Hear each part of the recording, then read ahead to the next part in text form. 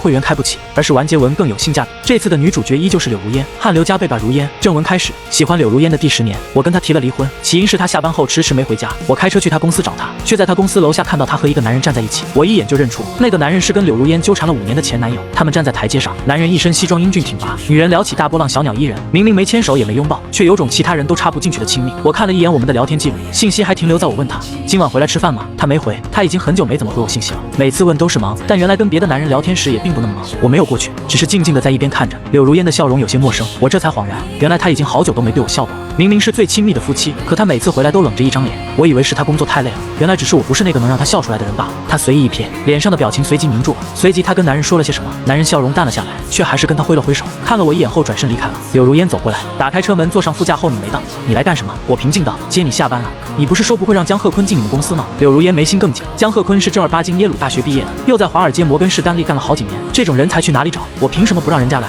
他有些不耐烦，你能不能别脑子里每天只有情情爱爱这点事？你看看人家现在是什么样子，好几家公司抢着要不是我跟他认识，他都不一定来。他话里的鄙夷毫不遮掩。我看着远方夜里灯光交织的车流，没再说话。到家后，柳如烟也不跟我说话，进了书房后用力摔上门。她生气了，她自己不知道，她只有心虚的时候才会用生气来遮掩，大概也只有在她身边陪伴了10年的我才能这么了解她。可我有时候也恨自己为什么要这么了解她，糊里糊涂的好过这样清醒的痛苦。谁都没有先开口，我也没有像往常那样大吵大闹，我们就隔着一扇门冷战。片刻后，书房的门被粗暴的推开，柳如烟黑着脸道：“你到底想怎么样？我告诉你，江鹤坤我不可能辞退，你要么接受，要么咱们就离婚。谁离了谁也不是活不了。陈一坤，我告诉你，我打断了他，轻声道：不用辞退他。”我们离婚吧。柳如烟一顿，你说什么？他似乎是气笑了，眼角眉梢带上了一丝嘲讽。陈一坤，我没跟你开玩笑，你差不多就得了。江鹤坤这事儿没得商量，你别现在跟我撂狠话，到时候又回来哭着求我。他鄙夷道，跟条狗似的。柳如烟说话向来这么口不择言，第一次他这样跟我吵架时，我把自己关在屋里一整天没出门，感觉心都要碎了。可是现在心底只是传来细微的痛，很快被麻木取代。我没和他吵，从包里掏出离婚协议放在桌上，协议我已经签好字了，房子归你，现金和车归我，差不多1人1半。你要是还有什么要求，我们可以再商量。柳如烟沉默了，她有些难以置信地打量了我一眼，随即那惊疑又变成了愤怒。她一把抓过协议，扫了一眼后冷冷道：行，你有种。陈一坤，我签了名就不会回头了，你想清楚。我把笔递给他，柳如烟的脸刷一下就黑了，她一把递从我手里抢过笔，刷刷签上了自己的名字，一把协议扔到了我脸上。明天就去离婚。她怒气冲冲道：谁不去谁是孙子。我点点头，明早9点，我已经预约好了。她一愣，我没再说话，关上门回了客屋。门外传来砸东西的声音，我点上一根烟，烟草香气在白雾里弥漫开来。我深深地吸了一口，到底是怎么走到这一步的？明明一开始我也是想要幸福的，我跟柳如烟是闪婚，于她而言，这场感情来得突兀，但对我来说，这已经是我暗恋她的第7个年头了。那时候她刚跟江鹤坤分手，他们在一起的时候我从来没去打扰，分手后我才参加了有她的聚会。那场同学聚会她喝了很多，到最后都喝红了眼眶。我知道她是因为江鹤坤，那时候江鹤坤刚刚接到了耶鲁大学的录取通知书，但是柳如烟已经接手了他爸的公司，打算在国内发展。两个人无法说服彼此，相爱了5年的情侣到底还是在大吵一架后分道扬镳。离开的时候，好几个朋友知道我一直喜欢他，挤眉弄眼的让我送他回家，我没办法，打了辆车搀着他，半抱半扶的把他弄回了家。柳如烟压在我身上，滚烫柔软的触感让我心猿意马，两只手都不知道该放在哪里，胡乱腾出手去按开关。一片黑暗里，他在我耳边醉醺醺道：坤。含含糊糊的我没听清楚，还以为他在叫我，带着酒气的热气缭绕在我耳边，我浑身一僵，控制不住的有了反应，在他亲上来的时候没有躲开。第二天一早，柳如烟冷静下来，好像昨晚什么也没发生过一样，我只能尴尬离开，他也没有再联系我。我在家里待了好几天，最后还是鼓起勇气给柳如烟发了个微信：今天有空吗？要不要一起去看电影？柳如烟一天没回我，就在我彻底失去希望的时候，她却突然给我打了个电话，电话里她的声音听不出情绪：我怀孕了。陈一坤，我们结婚吧。我现在都记得我听到他这句话的时候是什么心情。我第一次知道心花怒放居然是一个如此贴切的词，好像烟花炸开在我心上，简直比中了头奖还让我头晕目眩。我压抑住狂喜的心情，装作平静问他：你喜欢我吗？我不希望你是因为孩子才跟我在一起。柳如烟沉默许久，避开了我的问题：你别想太多，一会儿来找我。挂了电话后，我双手紧紧攥住，满脑子都是穿着高中校服17岁的柳如烟，情不知所起，一往而深。我不知道我是什么时候喜欢上柳如烟的。高中晚自习，她杵着脸朝我笑的眼睛弯弯的时候，还是她把奶茶放在我桌上说请你啊的时候，我只知道我已经喜欢了她太久太久，就好像在黑夜里踽踽独行的人，终于看到了黎明的天光。虽然他爸妈并不喜欢我，彩礼要得很高很高，还在婚礼上百般刁难我。虽然那个孩子到底最后还是没保住，但那时候我真觉得我是世界上最幸福的人，能跟他在一起，苦都变成甜了，多蠢啊！黑暗里，我嘴角溢出一丝苦笑，没想到才短短3年啊，梦就碎了。第二天一早，我已经收拾好了，柳如烟却还没起。我敲门许久，她才穿着一身酒红色吊带睡衣，光着脚满脸不耐地打开了门。你就这么着急？我看了一下表，如果过点了就要重新预约了。我顿了一下，你一直说要离婚，现在终于能实现了，难道不高兴吗？我高兴。他咬着牙笑道，我当然高兴，正好江鹤坤也回来了，你倒是挺识趣的，该腾地方就腾地方。我点点头，那走吧。一路上我们谁也没说话，柳如烟一直冷着脸，我却已经习惯了。不知道从什么时候开始，我们就很少说话。我一开始是很喜欢和他说话的，喜欢了他那么多年，我攒了好多的话想和他说。在路边看到一只狗，听到一首好听的歌，看了一部好看的电影，我都会发给他，可他很少回我，往往是过了很久他有事儿要找我才会勉强回一个嗯。我没办法骗自己，他就是天生不爱说话，因为明明我见过江鹤坤发的朋友圈，聊天记录里柳如烟似乎成了一个我不认识的人，那样娇憨可爱，秒回他的所有话题。时间久了，我也就不太发了。到了民政局，大姐调解了我们许久，你们是感情破裂了？柳如烟刚要说话，我笑着回答，没有，我们是闪婚，本来就没有感情基础，现在感觉不合适，过不下去了。柳如烟看了我一眼，神情复杂，大姐劝了半天都被我挡回去了，最后叹了口气道，1个月的冷静期，你们再回去想想吧。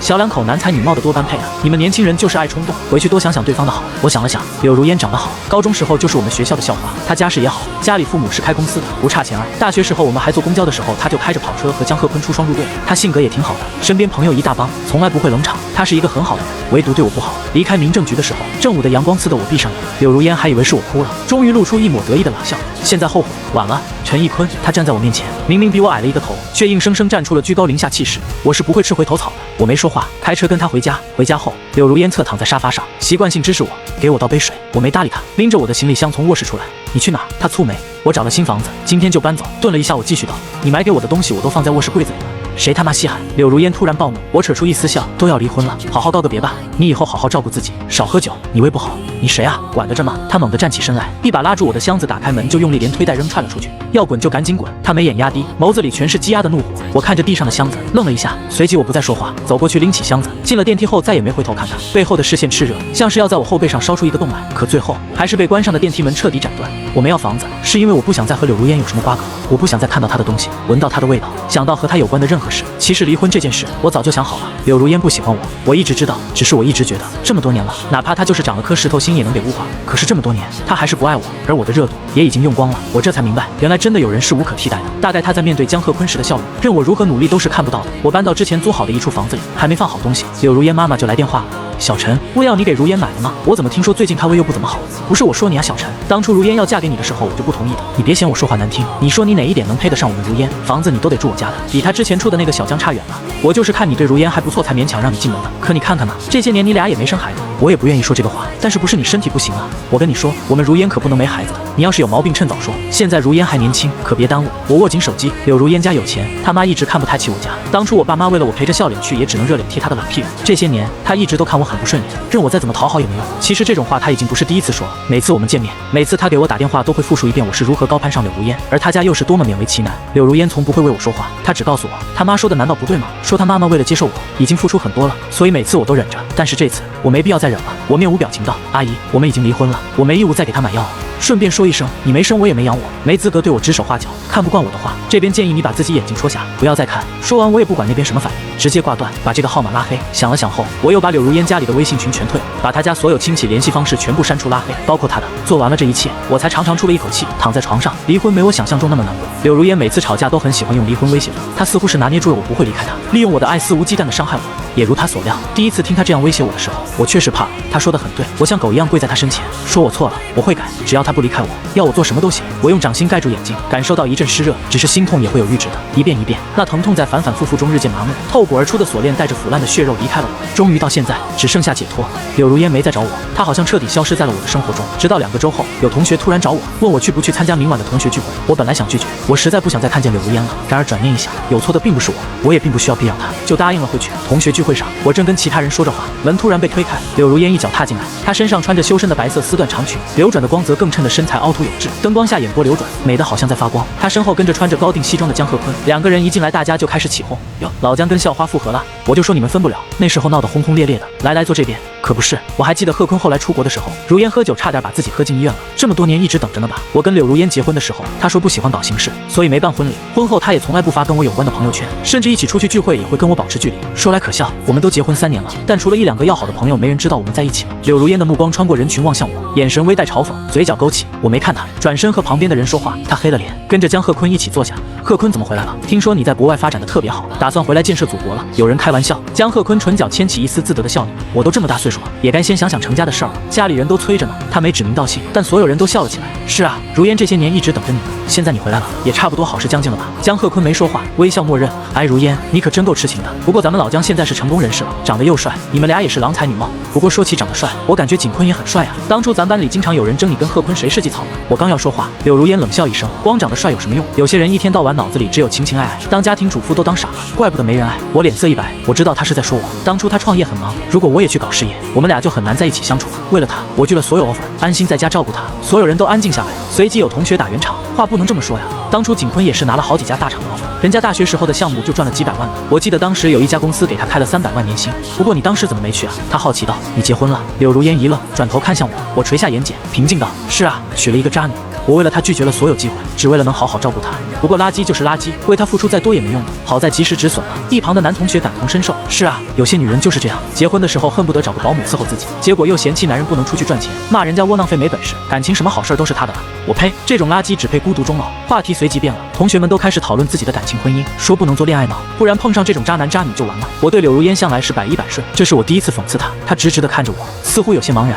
他想说什么，声音却消失在嘈杂的喧嚣中。聚会结束，我开车打算走，启动时车窗却被敲响了。柳如烟的一个关系壁很好的朋友有些为难地看着我。坤哥，如烟胃病又犯了，你能不能送她回家？在座这群人，也就这1-2个人知道我们结婚的事。我皱眉，江贺坤呢？他犹豫了一下，他说送如烟，如烟不愿意，如烟最听你的了。我看向旁边，不远处，柳如烟正站在酒店门口，橘色的灯光洒了她一身。她朝着这里看过来的视线，在触及我时被烫了似的移开。江贺坤站在她身边，正说着什么，想把西服外套披在她身上。她有些心不在焉，皱眉摆了摆手。我们已经离婚了。我收回视线，不好意思啊，你找别人吧。坤哥，女人还想再说。我朝她点了点头，直接打方向盘离开了。后视镜里，我看到柳如烟一直在注视着我，微微躬身，面色有些苍白。我没再看她，开上了路。我对柳如烟有多上心，连她身边的人都知道。她的胃病是江贺坤离开时她喝酒落下的病根。这3年，我从一个对家务一窍不通的懒人，变成了可以换着花样给她煲汤做饭的模范好男人，只是为了能更好的照顾她的身体。她的胃药全是我买，然后分装成每天的量塞进她衣服，到点了给她打电话提醒她吃药。她出差忘了带药，大半夜的胃疼，我寒冬腊月的去赶凌晨的飞机给她送药，可那时候她已经睡着了。我就站在门口等了好几个小时，等到我身上落满了血。可柳如烟睡醒后打开门，只是拧眉不耐道：要给我，你赶紧走吧。就是在那次回去的路上，我出了车祸，在医院躺了半个月，而她一次都没来看过我。往事像是虫子噬咬着心脏，不撕心裂肺，细密的疼却让人无法忽视。我有时候也很不理解自己，我明明不是这样的人，为什么在她身上就卑微的这么贱？可感情在的时候总是不讲道理的，能轻易的把一个人的原则全部摧毁。她一个笑，我所有底线全都瓦解，任由她凌迟。可是我的爱已经被全部消磨光了，那个满心满眼都是她的陈景坤已经被她亲手搓磨死了。第2天我刚想出门的时候，就接到了我爸妈的电话，他们说和柳如烟爸妈都来了，让我回家谈一谈。我早想到会有这一天，离婚不是一件小事，是2个家庭的事儿。纵使我不想再回去，但迟早都要做个了断。只是短短2个周没回来，这个曾经的家对我来说就显得有些陌生了。一进门，我竟然有种压抑的感觉。2方家长正坐在沙发上，柳如烟坐在一边摸着自己的美甲，闷头一言不发，大概是看出来我这次是来真的。柳如烟他妈竟然没有直接骂我，只是皱着眉道：小陈啊，我知道你们年轻人都是有脾气的，但是离婚可不是件小事，怎么能说离婚就离婚呢？我轻笑：阿姨，这应该问你闺女，离婚是她提的。如果我没记错，这已经是柳如烟第13次跟我说要离婚了。既然她这么想离婚，我只能成全她了。柳如烟他妈一滞，抢笑道：如烟这孩子就是小孩脾气，她还没长大，不成熟的，是吗？我凉凉道：她比我还大半年呢，是发育有什么问题吗？25岁的女人了都能生孩子了，脑子还不成熟？柳如烟妈妈讪讪不说话了。柳如烟爸爸咳嗽了一声：小陈啊，柳如烟这孩子不懂事儿，我们做父母的替她跟你道个歉。但是婚姻里出现了问题，肯定不可能都是一方的错，这东西一个巴掌拍不响的。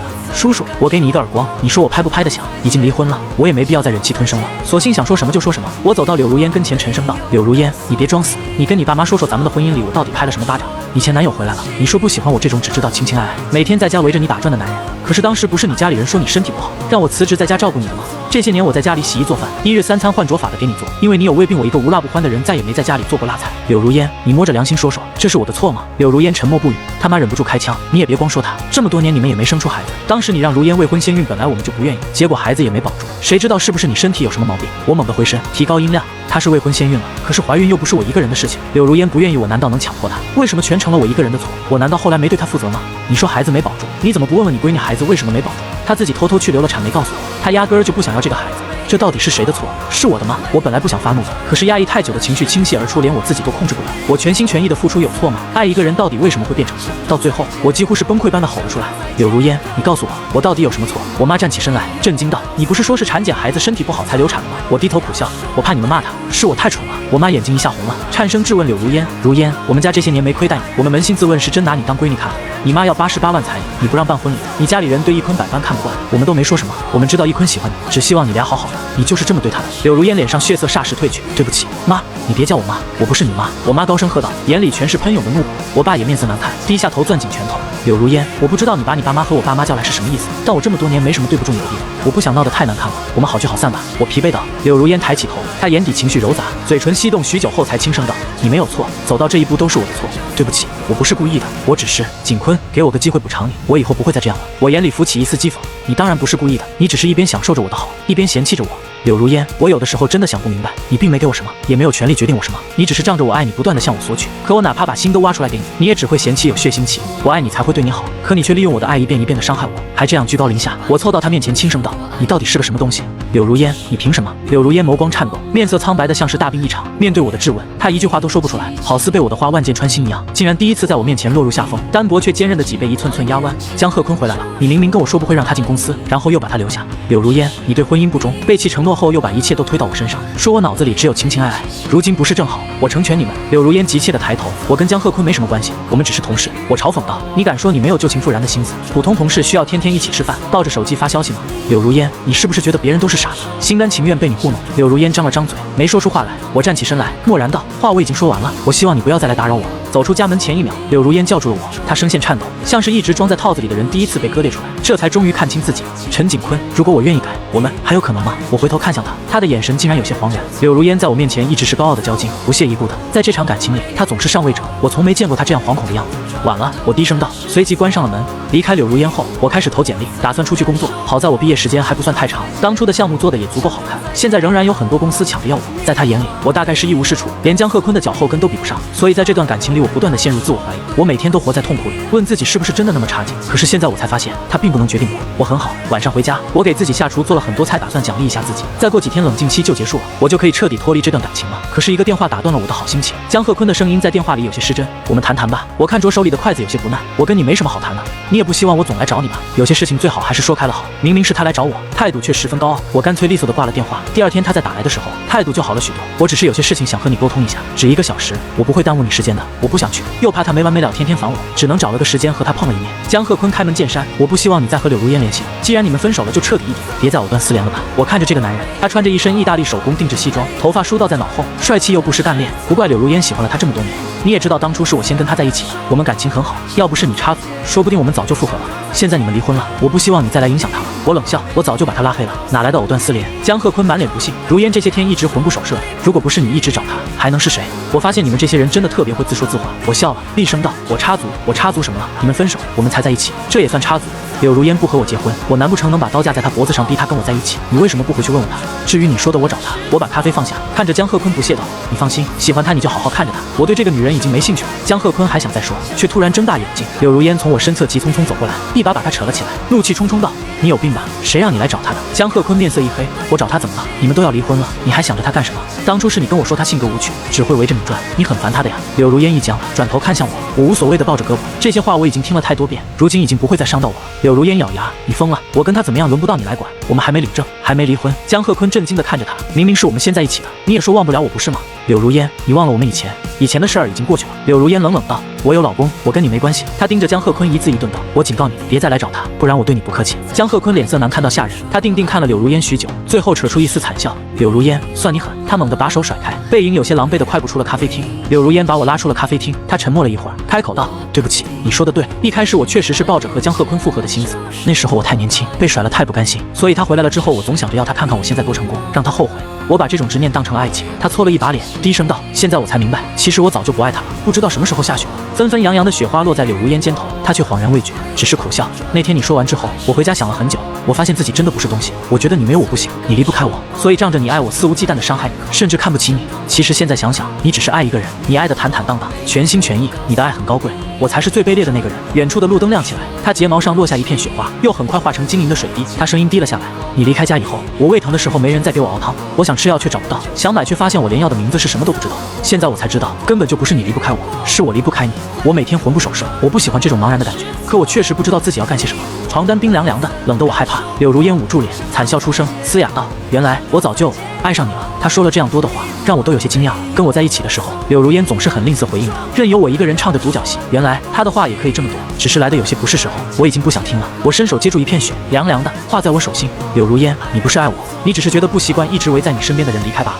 你只是害怕不会再有像我这样爱你了。我转身要走，柳如烟却一把拉住了我。她微微弓下身子，神情几乎称得上是卑微了。景坤，算我求你，我柳如烟这辈子就没求过人，但我求你，再给我一次机会好不好？之前是我错了，我不知道你在我心里已经这么重要了，我以后会。我把他的手扯掉，打断了他。柳如烟，没人会在原地一直等你，我不是你爸妈，他们只有你一个女儿，可是对我来说，女人有很多。柳如烟在原地站了很久，她大声叫着我，带着几分撕心裂肺的味道。陈景坤，漫天风雪里，他穿的单薄，逐渐红了眼。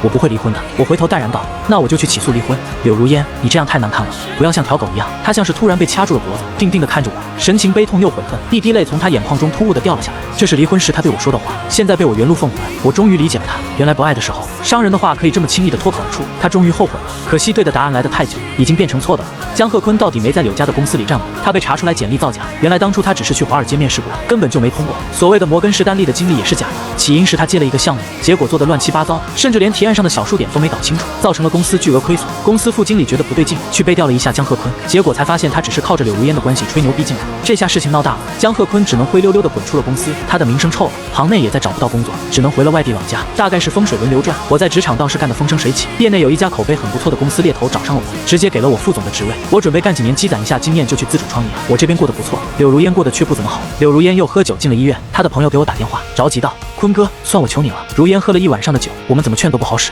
求你来看看他行不行。我顿了一下，不好意思，我今天要开会，没空。他一直在喊你的名字，还哭了，说对不起你。他的朋友打抱不平道：他真的很爱你，你怎么能这么绝情啊？我冷笑，我给他送药出车祸的时候，他在跟江鹤坤视频调情，我打了好几个电话都不肯接，最后还是打了120才救了自己一命。医生说再晚去一会儿人可能都保不住了，肋骨断查差一点就插进肺里了。可是柳如烟知道后，也只是轻飘飘一句：知道了。也就是在那时，我对他最后的一丝爱也死了。我终于发现，不管我再怎么努力，也无法焐热他这颗石头心。论绝情，我只能对他甘拜下风。我拳头握紧，一言不发挂了电话。曾经那么渴望的爱，过了许久再来，发现已经过季了，我已经完全不想要了。他爸妈紧接着又换了号给我打电话，柳如烟妈妈早就没了当初的强势，哭着求我：小陈啊，如烟是真的很喜欢你，之前是我们不对，我们以后补偿你好不好？婚礼、彩礼我们给你退回去，你说什么就是什么，我们绝对不还嘴。我忍不住觉得好笑，我真不明白人性为什么都是这么贱的。你上赶着的时候，他们只会觉得你廉价，而当发现你也会离开时，他们才发现自己其实并没有什么可依仗的。你就来看看如烟吧，她胃出血很严重，昏过去的时候都一直念叨着你的名字，他妈哭得上气不接下气。以前我听说柳如烟胃疼的时候会心疼的要命，可如今只觉得厌烦。我挂了电话，拿起会议资料进了会议室，早干什么去了？现在哪怕他喝死了，我也不会为他掉一滴眼泪了。我以为柳如烟病成这样，恐怕不能跟我领证了，却没想到3天后他却来了。他面色苍白憔悴，整个人瘦了一圈，看着我欲言又止，最后还是没说话。他没有再纠缠，只是重新签了一份协议，所有的财产都归我。他净身出户，就当给我一个赎罪的机会，这样我才有脸重新追求你。他苦笑，我摇头轻叹，早知今日，何必当初呢？曾经我也是很想和你幸福的过下去的，我已经用尽全力去爱这个人，我把我的一切剖出来呈到他面前，只恳求他看我一眼。努力过了，如今没有得到想要的结果，我虽然遗憾，却不后悔。柳如烟低头许久，轻声道：是我太蠢了，曾经我也是可以幸福的，可惜我总在失去的时候才知道珍惜。以后，他小心翼翼道：我还可以再联系你吗？似乎是怕我烦，他赶紧补充道：我不会总打扰你的，就是给我个机会，让我知道你过得好不好就行。不必了，我朝他笑笑，过去的已经过去了，我们都该朝前走了。只不过我最后给他整理了一次鬓角散落的头发，以后再遇到爱你的人的时候，别再像对我这样对人家了。爱一个人也没有错，被爱的人不应该践踏别人的心意，因为爱是很珍贵的，说不准什么时候就消失了。柳如烟的表情很难看，就好像我刚才说的话变成了一把刀，狠狠捅了他一刀，被灼光。我看不清他的表情，只能听到他的声音带着轻颤的痛，哽咽道：好，那再见了，祝你幸福。我和他挥手道别。陈景坤，他突然崩溃一般叫我。陈景坤，没你我幸福不了。我压下心里泛起的酸涩，没有回头，大步向着阳光中走去。我爱一个人的时候，轰轰烈烈，坦坦荡荡，把我有的一切尽数奉出；不爱的时候，我也绝不回头。过往的一切已经消散，我不会向后看，只会继续向前走。就到这里吧，永别了，柳如烟。